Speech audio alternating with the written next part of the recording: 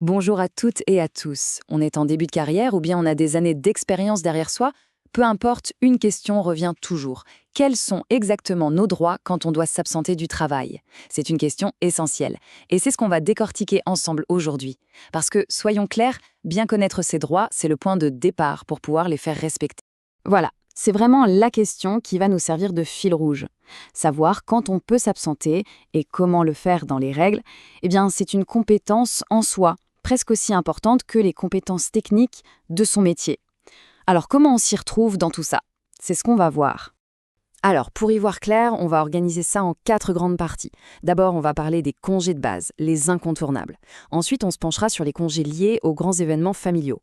Troisième point, les absences un peu plus spécifiques, celles auxquelles on ne pense pas toujours. Et on terminera avec quelques règles et définitions super importantes à connaître. Allez, c'est parti. On commence donc avec la première section, les congés fondamentaux. C'est vraiment la base, le socle de tout, les droits que chaque employé doit connaître. En gros, on peut voir ça comme les 4 piliers qui soutiennent l'équilibre pro-perso. Il y a le congé annuel, évidemment, pour recharger les batteries, le congé pour le hedge, le pèlerinage, le congé maladie, bien sûr, quand ça ne va pas, et le congé maternité pour l'arrivée d'un enfant. Alors, le premier chiffre à avoir en tête, c'est celui-ci, 30 jours. Oui, 30 jours. C'est le minimum légal pour le congé annuel payé. Et ça, c'est pour tout le monde, quel que soit le secteur. Un mois complet, c'est fait pour vraiment déconnecter. Mais attention, il y a une subtilité et elle est de taille.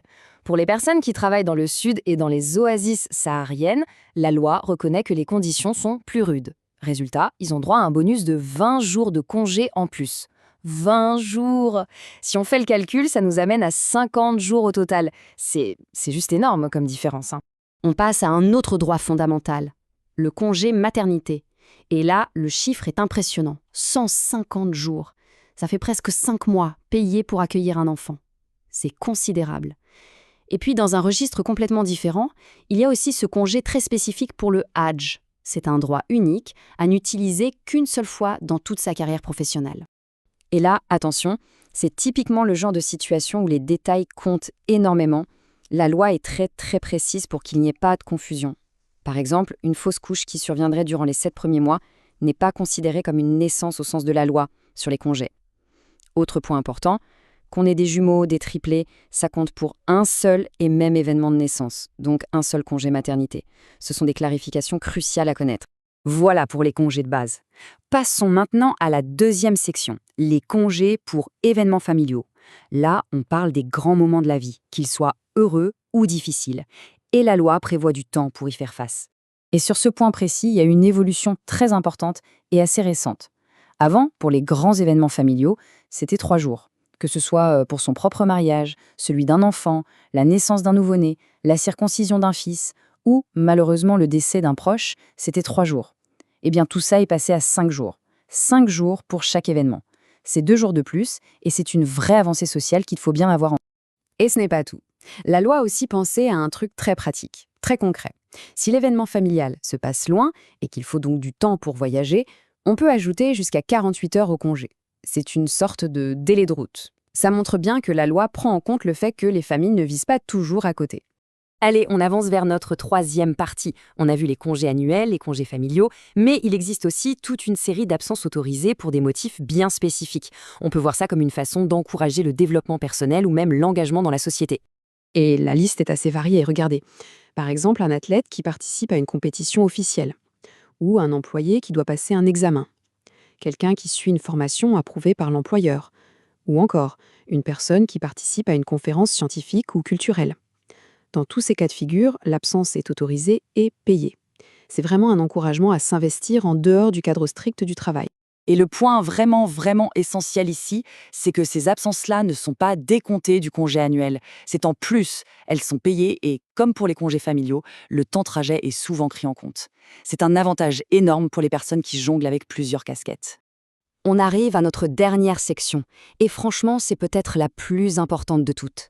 Parce que connaître ses droits, c'est une chose, mais savoir comment les appliquer, quelles sont les règles du jeu, c'est ça qui fait toute la différence. C'est là que ça devient concret. Alors s'il y a une chose à retenir, une règle d'or, c'est celle-là. On ne peut pas juste disparaître du bureau. Pour que le droit au congé soit valable, il y a une procédure. Il faut fournir les justificatifs et il faut le faire à l'avance. Et bien évidemment, il faut prévenir son employeur avant de s'absenter. C'est juste la base pour maintenir une relation professionnelle saine.